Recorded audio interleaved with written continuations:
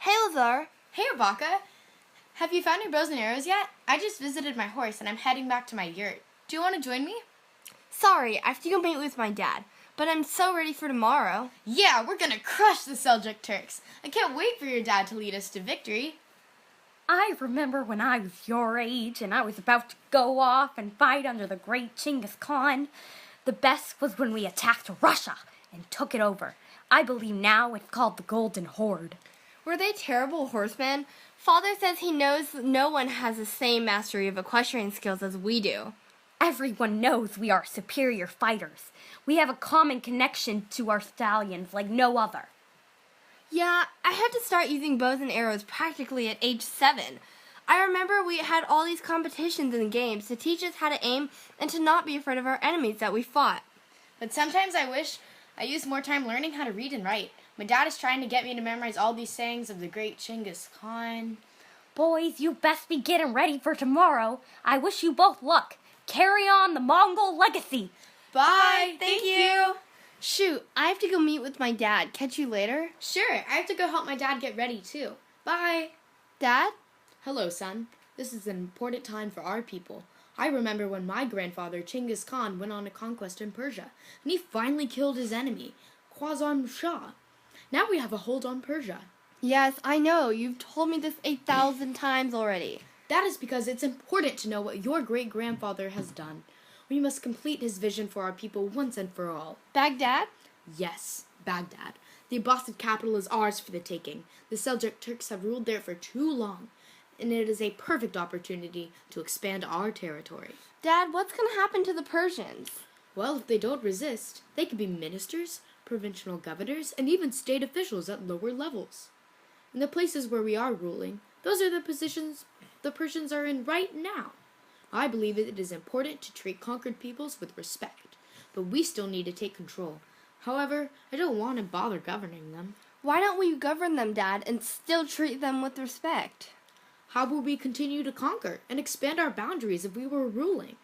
Good point. But who is ruling? I have placed a few Mongol officials in high administrative positions, as well as some of our allies. This way, we can make sure our new subjects do not rebel. However, I believe local people can help us rule, and this is why I seek talented individuals and proceed to relocate them in our empire where they are needed. That's so smart, Dad. I know. 1. Evening, our fair ruler Hulagu Khan. Good evening. How was your travel? You hail from the Bulgars, don't you? Yes, and my travels were great. Thank you so much for securing the trade routes and ensuring my safety. Of course. Your safety is very important to us. Sorry to interrupt, but how do we keep the roads so safe? Well, since we have control over most of the roads, we can enforce our laws, and we have guards to make it safe. Additionally, we have no enemies. Therefore, no fighting should occur near the roads. Just wondering, what would happen if bandits attack me and I die on the trade routes by myself? Well, if you die alone, everything belonging to you will be mine, because you obviously will not be needing anything when you're dead. Oh, I guess that makes sense. Haha, don't worry. There's little chance that the bandits will kill you. So, have you learned about any new religions, like Buddhism? I didn't learn much about Buddhism, but I did learn about Islam. I went to Cathay. They told me all about the last prophet Muhammad and his night journey from Kaaba to the farthest mosque in Jerusalem. They also told me about the 5 pillars of Islam, and I think I'm going to convert. Oh, I think you will be happier if you are Buddhist. I think Islam deserves to be spread all around the world, so I hope our clan will all convert soon. Since the Golden Horde took us over, I think there is hope that we will all be Muslims. But Plus, our great ruler, Burke, has already converted to Islam, so there is a huge chance that all the people of the Golden Horde will convert too. yeah, maybe. I also visited the Tartar Khanate, and they practice shamanism, but I did not really learn much about it. But I did learn a lot about the roles the men play in society. Really? Why do you find it very interesting? What do they do? Well, they are expected to make bows and arrows, build the houses and carts, make stirrups and saddles, look after the horses, milk the mares, and look after the camels, and load them.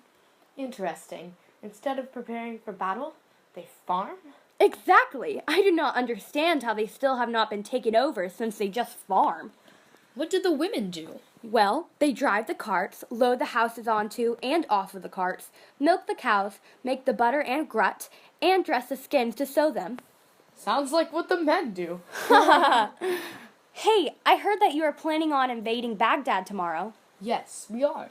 I think that is great. Even though I was born as a Turk, I believe the best thing that ever happened to the Bulgars was when the Golden Horde took over. We have learned so much from them. Like what? Well, first of all, their army is very organized and strong. All of the soldiers have grown up riding horses and hunting, so now they are teaching our kids how to ride a horse and how to hunt, so they can join the army in the future. Yes, we believe we have the most efficient way to train our soldiers. We train them from the very beginning. Exactly. Also, if their enemies surrender to them without resistance, then they will spare their lives and provide generous treatment to them. If they didn't have that policy, then I would be dead. That is exactly why we do it. Why kill someone if they are not resisting? We believe every region should use this military tactic. I completely agree. Good. Should probably get to bed. We have a big day tomorrow. Oh, of course. Good luck, Ruler Hulagu Khan. Dad, will we win tomorrow? Son, have no fear. Tomorrow we shall claim victory.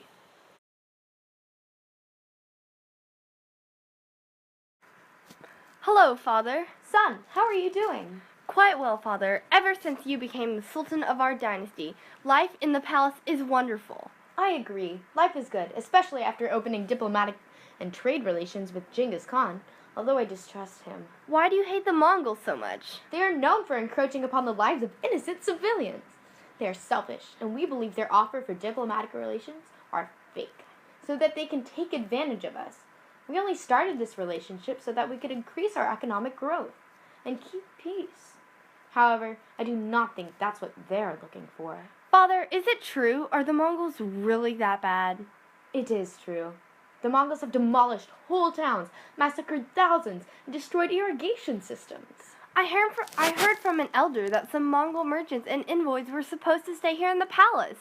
Were they coming for peace? Son, I ordered my officials to capture them. This is a Turkish-run government. Can the Mongols hurt us? Our expansive empire is far too big for them to conquer. Yeah, but the Mongols are known for their army. I mean, they took over Russia. Yes, but we are known for our astrology, poetry, sailing, and our abilities of war. I don't know. I am still a little worried. Son, we have it in our blood. Our ancestors devoted all their efforts into being a war machine. The Mongols might try to fight us, but we are great raiders, hunters, fighters, and invaders, and we've won almost all of our border battles and skirmishes. You know this, son. Yes, I know. I just have this feeling that something really bad is going to happen, and we will not be ready. Nonsense, son. Allah will protect us all. Remember, we have evening prayers tonight. But Father, first explain to me why only educated Muslims from any origin can speak the same language. Educated Muslims, like yourself, all share the sacred language of Arabic. We can all communicate with each other easily. We can use it when we use pilgrim routes to travel Arabia's holy sites. Who goes to the holy sites? The trade routes allow African, Spanish, Iranian, Indian, and East Asian Muslims to travel to these holy sites. Now come, son. We must go and pray now. Yes, Father.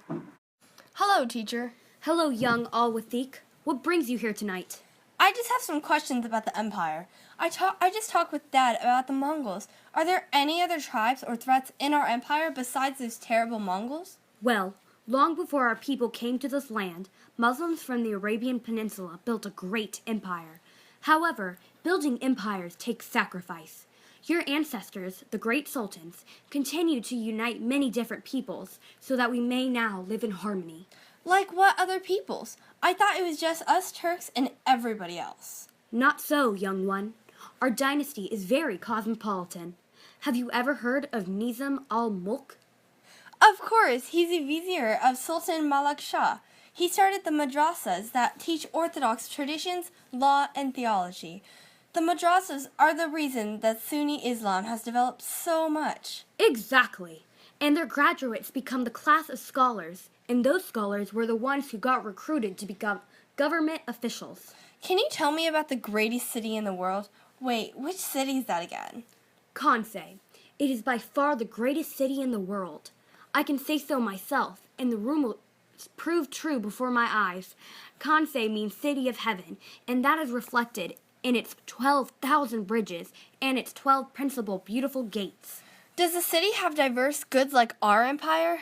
The city has an abundance of bread, pork, rice, and wine. That's wonderful, teacher. I hope to visit there someday. I'm sure you will because your father is the Sultan. Thank you, teacher, for the information and all your teachings. I will hope to see you soon. Goodbye and good night, boy.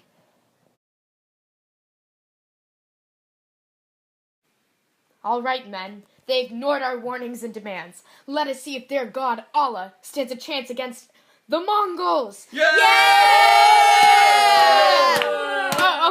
Okay, men. Surround the city walls. It appears as if they were careless, and they never fortified them. So this shall be a piece of cake.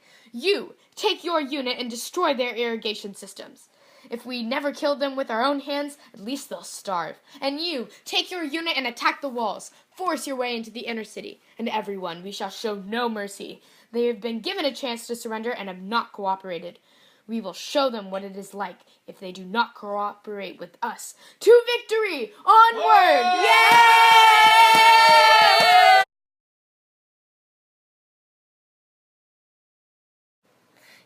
Dad, the Mongols are approaching. Where is our army? Where is our defense? Son, listen to me carefully. Run, flee. The Mongols will kill all those in their path, including me. I must stay here with my city. Dad, no, I don't want to leave you. I will never leave you. No, you must go now. Bye, son. I love you.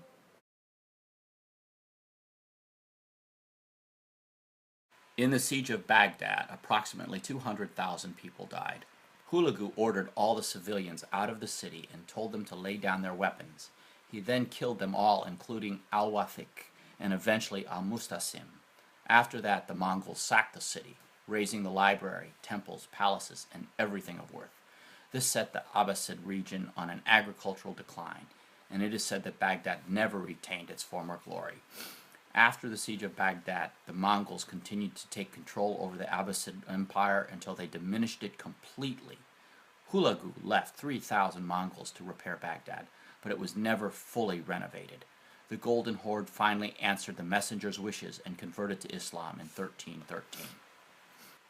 The Mongols' conquest connected Central Asia and the Middle East, which increased the number of converts to Islam because new people were coming in contact with the religion. Trade flourished and expanded because of the Mongols secured the safety of the trade routes and of the merchants. Trade has also linked China and Western Europe because people were able to travel across the entire Eurasian landmass. Later on, Mongol hordes mixed their shamanist beliefs with Islam or Buddhism, depending on what lands they controlled. The Central Asian pastoralists left their mark on history by spreading Islam, increasing connections in trade, and integrating Eurasian societies.